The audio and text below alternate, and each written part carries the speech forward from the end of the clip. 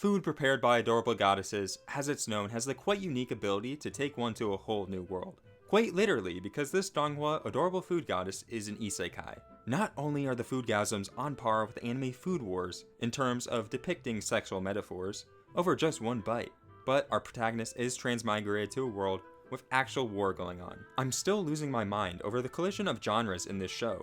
It is somehow a gorgeous cooking show, as well as being action-packed. Since this is a Chinese animation, which by strict censorship laws is required to be romantic, Prince Perfect over here obviously has to be the best fighter of all time. Interestingly enough, these two elements don't conflict with each other, because as one genius commentator writes, why does the blood look like chicken stock? Hopefully you're already sold on the premise of this Donghua. But to give an idea of what this show is like to those unfamiliar, it has the food porn as enticing as Food Wars, mixed with a compelling political romance familiar to the anime Snow White with red hair. If you like either of those shows, this one is well worth a watch. The original web novel, Meng Chi Shen, has become quite the multimedia story, having both this Donghua adaptation and a live-action drama. I won't comment on the drama as I haven't seen it, and besides, I will always prefer 2D.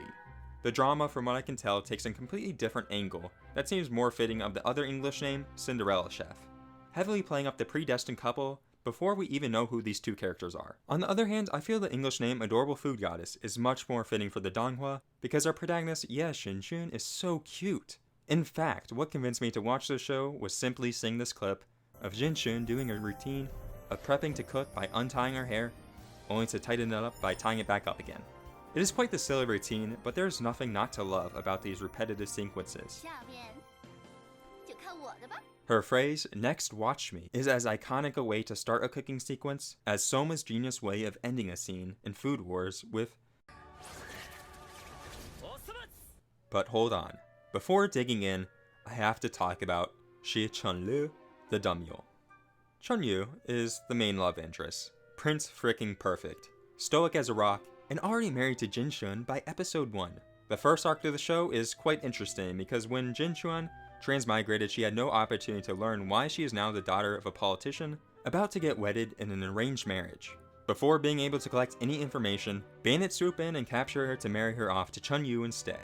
Not gonna lie, this first episode is pretty awkward because of how forced this is. But it's funny to see Jinxuan unable to ignore that this is her Prince Charming, despite being a bandit in disguise. He is just that stereotypical male lead. Chunyu doesn't particularly like her as he is merely maintaining a facade. It's only when Jinxuan shows off her otherworldly cooking that his interest and suspicions become piqued. In the most adorably cliché way possible, this relationship hits its peak right about when Jinxuan falls sick while taking care of Chunyu, and it becomes his turn to take care of her. His solution? Durians are a great way to make a patient feel better. I could not believe when the roles became reversed he'd be this stupid. Despite the fact they started warming up to each other, this initial marriage is built on a foundation of lies. The peaceful cooking life in the bandit camp is abruptly interrupted and the two are separated, with Jinxuan's trust in Chunyu destroyed. Very sad, right? Nah, Chunlu is pretty lame. I'll never ship them. Jinxuan, realizing her name is way more trouble than it's worth, and way too hard for me to pronounce in this video, takes on the new name Liao, along with a male identity. Now free from any obligations, Liao becomes a vagabond chef. Her first destination, a lake filled with lotuses. Being dirt broke, however, to get a boat ride she has to rely on the rich aura from the new character He Lingjing. Despite this presence he initially showed off, it turns out he lost his wallet, and now these two are on the same boat of being broke-ass klets.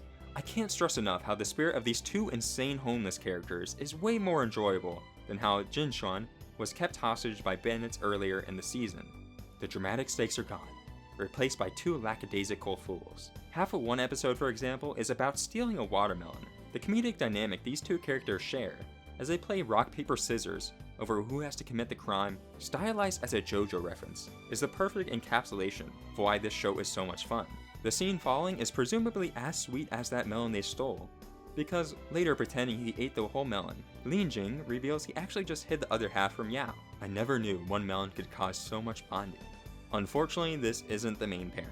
It's easy enough to tell no matter what happens, Chunyu will come back eventually and set sail to the main ship. Also, since Jinxuan is similarly hiding her identity as a female from Lingjing, like Chunyu hid his identity as a prince from her, this relationship is destined to be friend-zoned forever. But what a great friendship these two characters have.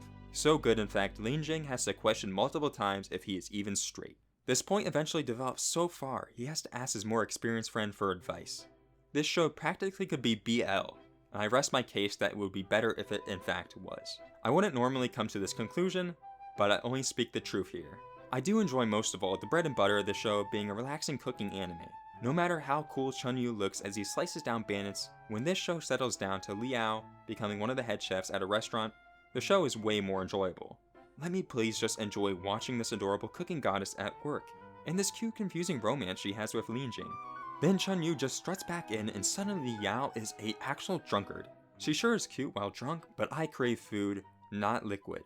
I can't really comment on the actual dishes Liao prepares throughout the show, because I don't believe I've ever tasted anything nearly as delicious as any of these dishes appear. I mean, just look at them. How can you just not start drooling here? From my perspective, as a dirty American whose food consists of hamburgers and pizza, soul-healing food like the lotus soup may as well be from another world. Maybe one day I will actually learn to cook, which isn't very difficult with countless resourceful YouTubers I enjoy, like Chinese Cooking Demystified or the Korean YouTuber Future Neighbor. Or perhaps, because I'm at the very beginning of learning Mandarin Chinese, I will be able to visit China and try out the food myself. In the meantime, shows like Adorable Food Goddess satiate the stomach in my heart. I'm curious to discover if there are more cooking shows like it too. Besides Food Wars, obviously, I already know of the Japanese anime Cooking Master Boy, which is entirely focused on Chinese cuisine. It is a great cooking shonen, despite the fact, because of its age, the food looks like colored paper polygons. It is a really compelling adventure on why pursuing this unique culture of Chinese cuisine is well worth the endeavor. In the meantime, I languidly suffer from this Western diet and inauthentic Chinese takeout. You can cheer me up by liking this video and subscribing, as I have much more content planned to discuss Donghua and anime. I'm also very excited for the second season of Adorable Food Goddess. I only hope there's more low-stakes fun than the trouble I know Chun-Yu is about to stir up.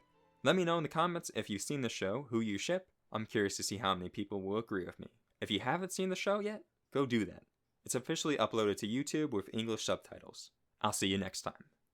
Alright, time to do what every YouTuber does and pointlessly extend the watch time. I got a quick and succinct food review for you. Now, Swinson's is a place that I believe is only in Ohio, and there's maybe 3 locations, so it's likely not gonna find this. But I was complaining about eating cheeseburgers all the time and, Chinese takeout, but this isn't bad, and this is what I'm gonna get. There's no point in getting Wendy's and McDonald's when this is literally right by my house. So, what is the premium item? It is a galley boy. Well, we've had a casualty, usually. Oh jeez. You've seen it here first. This is the only time they haven't delivered.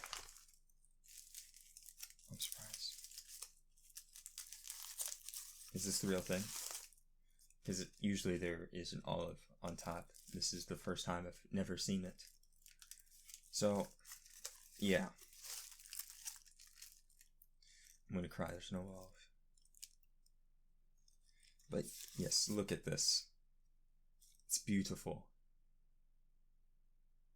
It's Galley Boy. It comes with stubbled, and there are 2 sauces, so it's quite flavorful.